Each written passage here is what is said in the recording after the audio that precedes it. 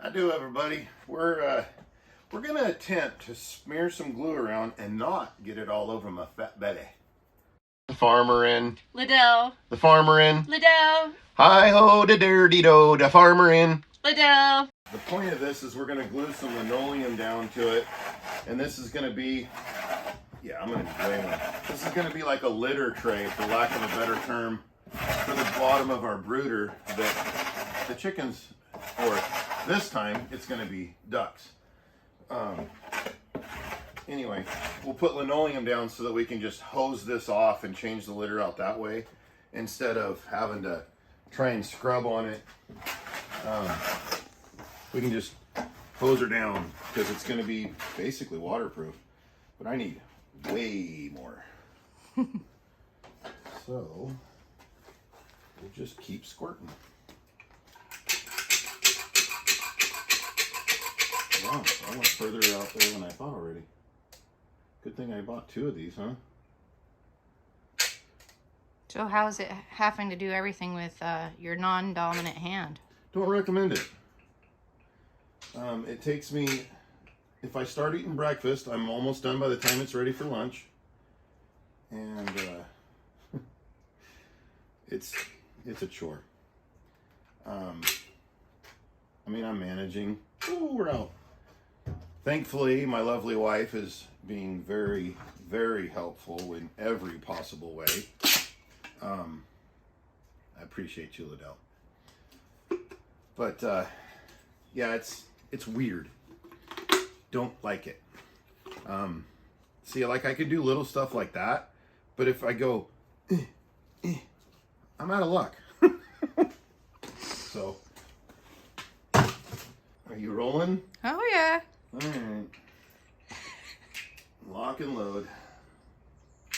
I'm most worried about it being around the edges, as you can tell, because I don't want it peeling up.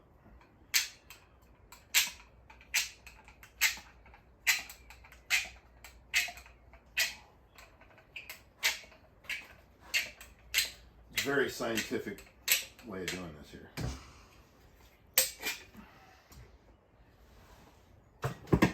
Not throwing the caulking gun away, just laying it down in the trash. Nothing to see here.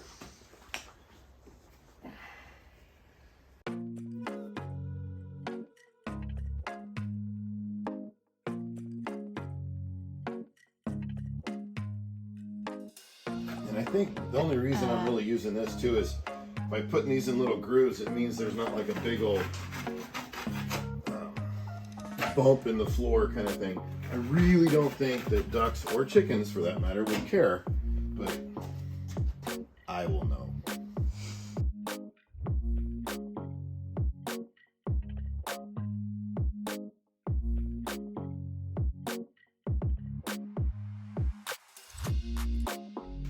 Now I really need your help because I can't carry this with one hand, but like underneath like a pizza. And then, well, sticky side down on the linoleum. And just think of it like a really big pan of cookies, but that will glue your jacket to the edge of the pan. It's not quite that fast. Look at her go. Don't stick it on your chin. That doesn't have to be like perfect shot. Just get it close. Perfect. All right. Okay. I should have put this on a tripod. Hang on. Okay. I'm gonna grab the edge here.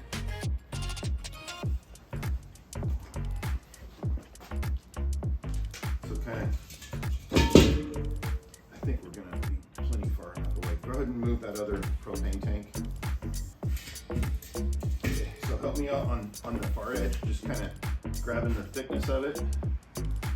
Let it know. Sorry, my foot's only on one corner. Okay, now let's just push it to the edge.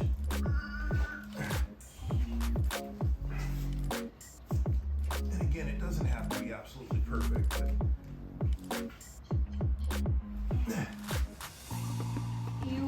I got glue. You got glue? I got glue. Oh, okay. Glue, Now whatever. we're putting something heavy on it.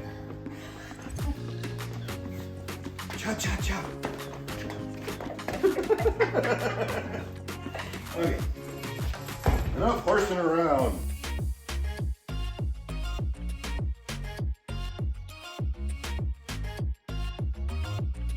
We're gonna let this set up for a bit and we'll be right back. Okay guys, we're back on the brooder. I can't use both hands to hold everything down. I suppose there is a clamp I can put in here, and it would take me about a month to get all these cut. So Liddell's gonna be my sawyer. Anyway, what I'm gonna do is all pretty much around the perimeters of all of this plywood, we're gonna put 2x2s, which are actually 1.5 by 1.5 inches. But we'll glue them, nail them, and then that'll be kind of a framework. It'll make more sense when you see us doing it. We're probably going to kick up the music and just put her in fast forward. But here we go.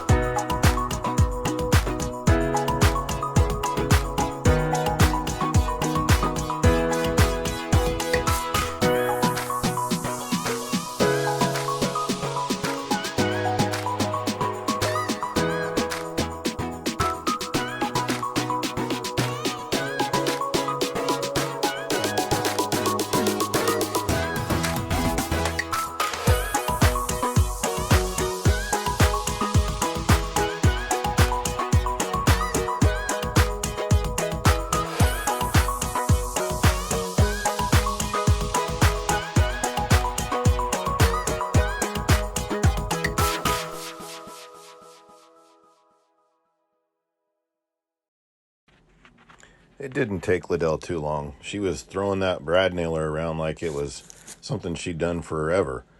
She would go across one way at an angle and then come back across the boards at another angle so that they were kind of pinning it in or cleating. So I would run the glue down the piece of plywood, and then we would clamp down the 2x2. She'd come through, nail them all off, and then we'd move on to the next board. It was a little bit time consuming, but once you start going, it goes pretty good. Some of them we tried to do ahead and then glue them all in on that first one there. Then on the next one, we decided to kind of do a little more one piece at a time, so we weren't having to try and piece everything in, and not all the cuts were exactly perfect, but like I said before, I really don't think the ducks or the chickens are going to care much. We'll get this thing cranked out, and then we're going to have to come back and paint it the next day. We just ran out of daylight and the heat. It still keeps going back and forth between wannabe spring and nope, still winter. So I've got to build a fire in the shop, and then we'll get everything painted on the inside. We'll get it dry, and then we'll put this thing together, and then we'll paint the outside. But we also need to figure out where we're going to put all the different vents and where the doors are going to be, and all the little tidbit things. But I figured if we got these 2x2s put on, then at least we could come back in and have a little bit stronger structure instead of it being so flimsy.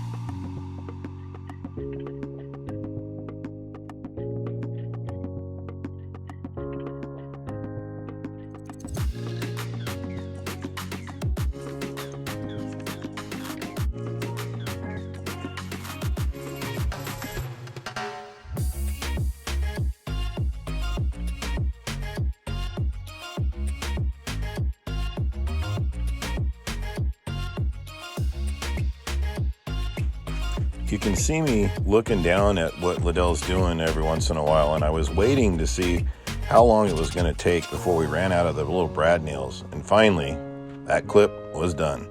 I showed Liddell how to put the new one in, and back at it she went.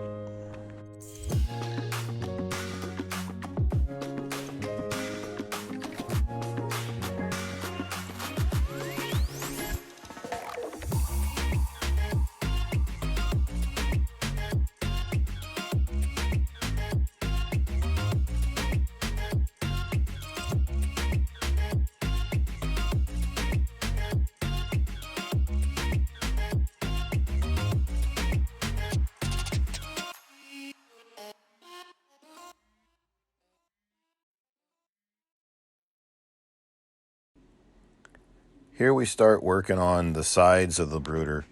The part that was difficult with this is I had to make sure I had the right side up, and the different pieces of 2x2, one of them had to go all the way to the edge, minus a 1/4 inch for the plywood that's on the sides, or end rather, and then the other one had to be 1 inch and 3/4 of an inch short, but I kept thinking I had it upside down and end for end, but we finally got it all figured out.